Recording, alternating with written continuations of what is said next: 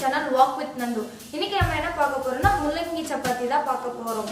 நான் இன்னைக்கு மூணு முள்ளங்கி எடுத்துருக்கிறேன். ஃபர்ஸ்ட் இந்த முள்ளங்கி என்ன பண்ணணும்னா ஃபுல்லா இப்படி தோல் சீவி எடுத்துக்கணும். இருக்கிற இந்த மூணு முள்ளங்கியும் ஃபர்ஸ்ட் நீங்க எல்லாரும் தோல் சீவி எடுத்துக்கோங்க.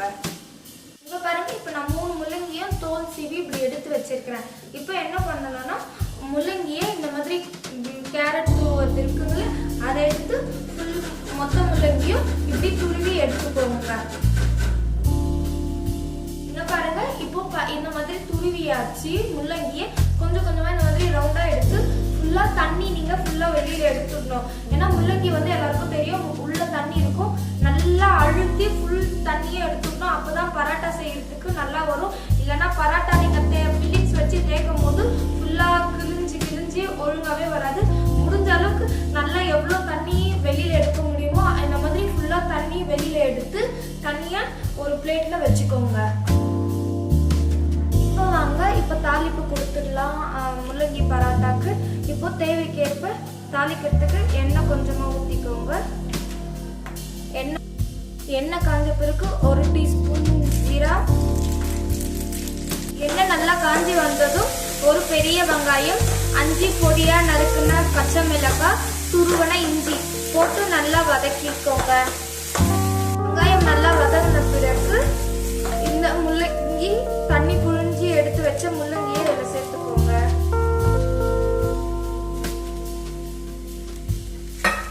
நல்லா கலரி விடுங்க. அப்படியே கலரி விட்டு ஸ்லோ ஃப்ளேம்ல ஒரு 7 to 8 நிமிஷம் நல்லா கலரி விட்டுட்டே இருங்க. இப்போ 7 to 8 நிமிஷம் நல்லா வதங்கி வந்திருக்கு. பாருங்க எப்படி இருக்குன்னு. இப்போ இது கூட என்னென்ன ஆட் பண்ணலாம்னு பார்க்கலாம். 1/2 டீஸ்பூன் உப்பு, 1 டீஸ்பூன் கரம் மசாலா, 1 டீஸ்பூன் தனியா பொடி, 1 டீஸ்பூன் சில்லி பவுடர். இது எல்லாத்தையும் நல்லா மிக்ஸ் பண்ணி ஃபில்லிங்ஸ் ரெடி பண்ணி எடுத்துக்கோங்க. இது கூடவே கொத்தமல்லி நல்லா பொடியா நறுக்கி மேல ஆட் பண்ணிக்கோங்க.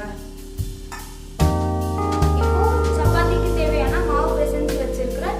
இப்போ சப்பாத்தி தேய்ச்சி ஃபில்லிங்ஸ் உள்ள வைக்கிறது எப்படின்னு பார்க்கலாம். நீங்க பாருங்க, இப்போ பராட்டா பண்றதுக்கு ஒரு சப்பாத்திக்கு தேவையான மாவு எடுத்துருக்கிறேன். ஃபர்ஸ்ட் அதை இப்படி கொஞ்சம் நல்லா ரவுண்டா தேய்ச்சிக்கோங்க. இப்படி கொஞ்சம் ரவுண்டா தேய்ச்ச அப்புறம் வச்ச ஃபில்லிங்ஸை இந்த சப்பாத்தி மாவுல வச்சு இப்போ நல்லா இதோட 4 பக்கம் மூலையும் ஒன்னா வர மாதிரி நல்லா ரவுண்ட் பண்ணிக்கோங்க. நல்லா இப்படி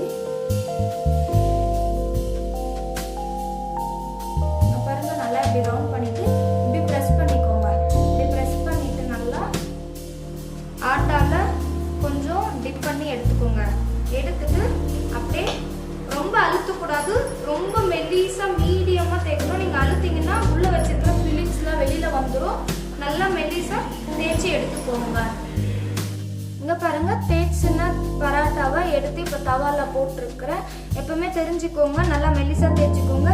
கொஞ்சம் ஸ்லோ ஃப்ளேம்ல வச்சு வேக வைங்க. ஏன்னா அப்பதான் உள்ள இருக்கிற மசாலாவும் பராட்டாவும் நல்லா வெந்து வரும். பாருங்க, இப்ப பராட்டா கொஞ்சம் நல்லா வெந்து வந்திருக்கு. இந்த டைம்ல நல்லா மூலையில நெய் தடவுங்க.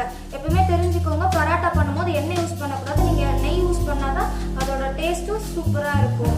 நல்லா திருப்பி போட்டு எல்லா மூலையிலுமே நல்லா நெய் தடவிக்கோங்க.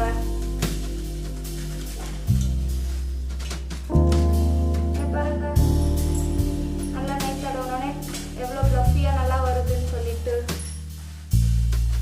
அவ்வளோதாங்க, வீட்டிலேயே சுலபமான முறையில் முள்ளங்கி பராட்டா எப்படி பண்ணதுன்னு பார்த்தோம். நீங்களும் ட்ரை பண்ணுங்க. பிடிச்சிருந்தா லைக் பண்ணி ஷேர் பண்ணுங்க. எதனா டவுட்னா கமெண்ட் பண்ணுங்க, நான் ரிப்ளை பண்றேன். தேங்க்யூ. இங்க பாருங்க எவ்வளவு நல்லா